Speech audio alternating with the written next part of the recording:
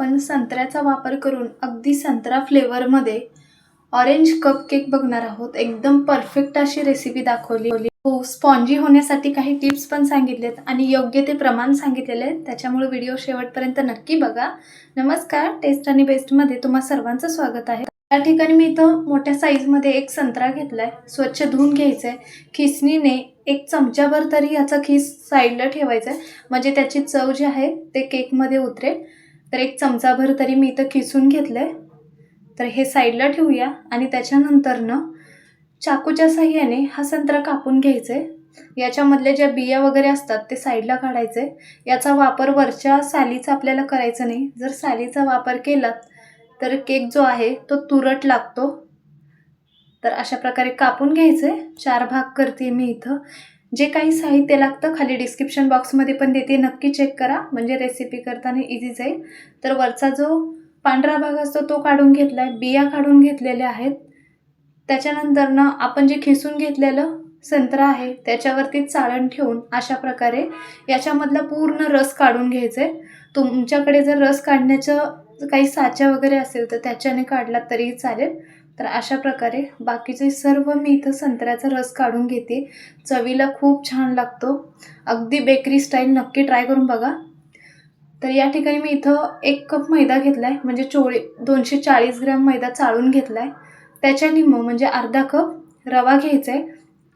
अर्ध्या कपच्या वरती म्हणजे 1/3 कप पिठी साखर घेतली। अर्धा कप साखर जी आहे ती बारीक केली। त्याच्यानंतर 1/3 कपच्या मापाने मी इथं पिठी साखर मोजून घेतली। यामध्येच 1/4 कप म्हणजे 60 ml तेल घेतलेलं आहे। जेवढा आपण रवा घेतलो त्याच्या निम्म तेल घ्यायचं आहे आणि जेवढं तेल घेतलो त्याच्या बरोबरीनं दुधाचा वापर करायचा आहे। तेलाचा आणि दुधाचं प्रमाण सेमच घ्यायचं आहे। तर हे सर्व मिक्स करून घेऊया, एकही गुठळी राहणार नाही, अशा प्रकारे हे फेटून घ्यायचे। तर अशा प्रकारे बॅटर तयार आहे। याच्यामध्ये अगदी चिमूटभर मी इथं फ्रूट कलर घालते, ऑरेंज कलरमध्ये। तुम्हाला हवा असेल तर लिक्विडमध्ये असेल तर त्याचा वापर केला तरी चालेल, कलर खूप छान येतो, त्याच्यामुळे याचा वापर केला। तर अशा प्रकारे आपलं बॅटर मिक्स करून झालं आहे। प्लेट झाकूया आणि एक 10 मिनटं तरी हा रवा मैदा वगैरे मिक्स करायला साईडला ठेवून देऊया। साईडला ठेवलंय। प्री हीट करण्यासाठी कढई ठेवली आहे। याच्यामध्ये 1 वाटीभर तरी मी मीठाचा वापर करते। हे मीठ मी ऑलरेडी याच्या आधी वापरलेलं आहे।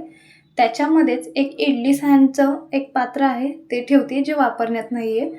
प्लेट झाकूया आणि 10 मिनटं मीडियम गॅस करून ही जी कढई आहे ती प्रीहीट करून घ्यायची। कढई प्रीहीट करायला ठेवली। कढई प्रीहीट होती तोपर्यंत केक बेक करण्यासाठी मी इथं छोट्या छोट्या साईजमध्ये वाटी घेतलेल्या आहेत आणि त्याच्यानंतर ठिकाणी मी इथं बटर पेपर घेतलाय, वाटीच्या साईजमध्ये बरोबर असं कट करून घेतलाय गोल साईजमध्ये। तर याला वरून तेल लावूया। बटर पेपर लावल्याने केक जो आहे तो इझिली निघतो। तुम्हाला हवा असेल तर तेल लावून थोडासा मैदा टाकलात तरीही चालेल, जर बटर पेपर नसेल तर तरी पण केक निघतो। तर अशा प्रकारे हे बटर पेपर लावते। तर सर्व वाट्यांना बटर पेपर लावून झालेला आहे, साईडला ठेवते। इथं जवळपास एक 10 मिनटं तरी आपलं बॅटर व्यवस्थित असं मिक्स झालेलं आहे। याच्यामध्येच बरोबर अर्धा चमचा बेकिंग पावडर टाकते। कुठल्याही किराणा स्टोअरमध्ये तुम्हाला बेकिंग पावडर मिळून जाईल, जे केक बेक करण्यासाठी वापरलं जातं। अर्धा चमच्यापेक्षा थोडंसं जास्त म्हणजे 1/3 चमचा बेकिंग सोड्याचा वापर करते। थोडंसं दूध टाकूया, मिक्स करायचं आहे। हे मिक्स करताना बेकिंग सोडा आणि बेकिंग पावडर टाकल्यानंतर पुढची प्रोसेस जी आहे ते एकदम स्पीडमध्ये करायची, म्हणजे छान असा केक बेक होतो। तर वाट्यांना आपण तेल बटर पेपर वगैरे लावून झाले, अर्धी वाटी बॅटर यामध्ये ओतायचं आहे। तर अगदी अर्धी वाटीच्या थोडंसं वरतीपर्यंत घेते, म्हणजे व्यवस्थित असं फुगल्यानंतर वरती येईल। व्हिडिओ जर आवडत असेल तर नक्की सबस्क्राईब करा, म्हणजे मी जेव्हा पण व्हिडिओ अपलोड करेल लगेच नोटिफिकेशन मिळून जाईल। तर 6 वाट्या भरलेल्या आहेत, थोडंसं बॅटर उरलं आहे, मी हे दुसऱ्या कढईमध्ये लावणार आहे, थोड्याशा मीडियम साईजच्या वाट्यांमध्ये।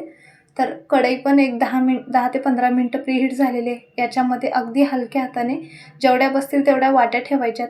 प्लेट ठेवूया आणि एकदम लो फ्लेमवरती एक 15 ते 20 मिनटं तरी हे केक बेक करून घ्यायचं आहे।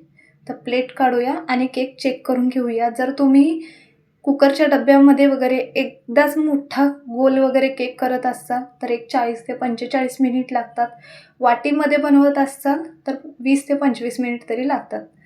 तर छान असा आपला केक बेक झालेला आहे. हे पूर्णपणे थंड करायचं आहे आणि मगच केक आपल्याला काढायचे आहे. तर आपले केक थंड झालेले आहेत. चाकूच्या साहाय्याने साईडच्या कडा जे आहेत ते लूज करायचं आहे, म्हणजे इझिली निघून जाते. तर अशा प्रकारे लूज केलं आहे. तर हे काढून घेऊया आणि वरचा जो बटर पेपर आहे ते पण काढून घेते. तर अशा प्रकारे अगदी साध्या सोप्या पद्धतीने बेकरी स्टाईल आपला ऑरेंज केक तयार आहे. व्हिडिओ कसा वाटला ते नक्की सांगा. व्हिडिओ जर आवडला लाईक, शेअर, सबस्क्राईब करा. व्हिडिओ पाहिल्याबद्दल धन्यवाद.